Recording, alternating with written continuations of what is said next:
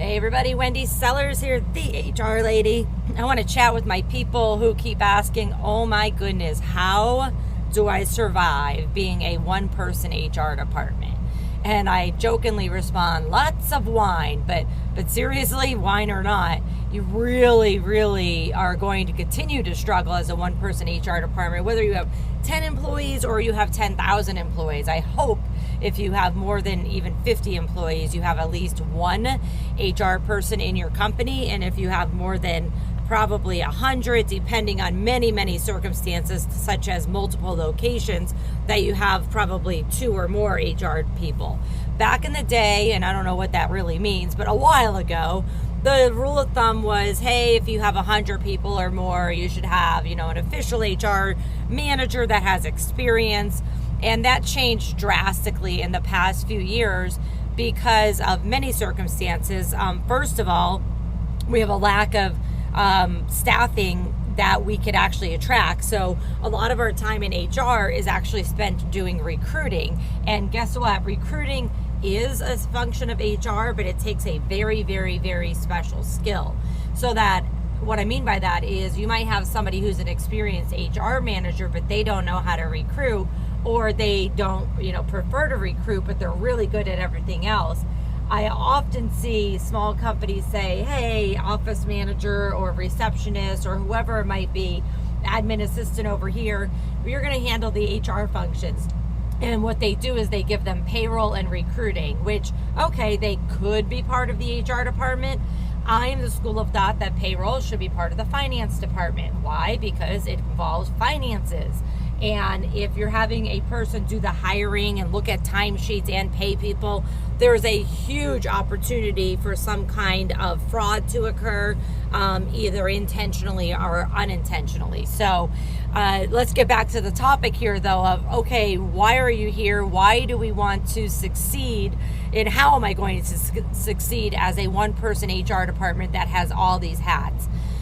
Organization and preparation is key. So you have to get organized, you have to get prepared, you have to use technology, which means you need to dig into what technology does my company already have, what can I catapult onto that technology or add on to use it for HR functions, like an applicant tracking system or an HRIS system or whatever it might be, a chat bot or a chat system, a communication system that I can communicate policies and procedures and holiday parties and whatnot with my employees. So technology is huge.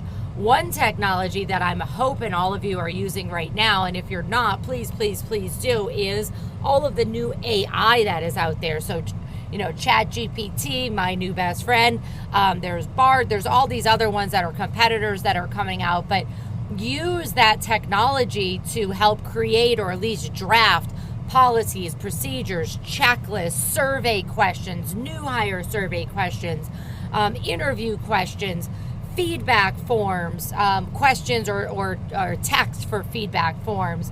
Use your technology and these free AI tools to help you dust off that checklist that has been going on forever and you don't have time to get to, because instead of creating a policy, you've been putting out employment fires, drama, chaos, or even something more serious. So use your technology to stay on target, plan, and organize, educate yourself on the laws. Big concern that I have, of the past few years, and many people do, and why my phone's ringing all the time, is many organizations are now allowing remote work, which I think is fantastic. Unfortunately, one of the side effects of remote work is if, let's just say, you were in the state of Ohio and you had a 50-person team and you had one person who was kind of handling the HR duties and they're handling some other things too, and now you have employees in other states. Well, that person and the managers need to be educated on all the laws that are in all the states that all of your employees work in. So managers need to know the company policy, the company procedures, but then the laws of the states that their employees need to work in. So HR doesn't need to be an expert, at least needs to be savvy on all the states of all the employees, where they reside and where they work if you have multiple locations, because then you have to change your policies according to the laws of that state. And then more important than changing the written policies is the actual action. So making sure you're not violating any laws. So educate yourself on laws. Do not think you have to become an expert. Make sure you follow experts online, myself, employment attorneys in the states that your employees are in. Super, super important. You don't have to know everything. You just need to know where to find the information, and then how also it's important to educate your managers on those lives too. If you're not using additional resources, asking for help, you're going to lose your mind. So make sure that you are asking for help. Make sure that you're leaning on people like your insurance broker. If your insurance broker has resources, lean on them.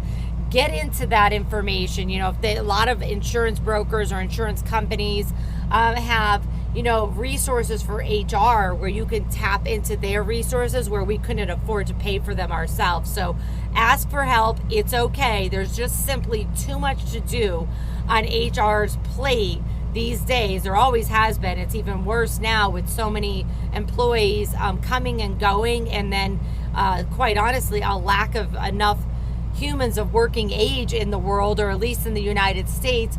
And it's even harder than ever to actually attract people to your job. So lean on technology, lean on your resources that you're already paying for. Make sure you enroll in automatic announcements from an employment attorney in your state or states. And above all, try your best to stay calm, get organized, and get ahead of the chaos that is inevitable in HR.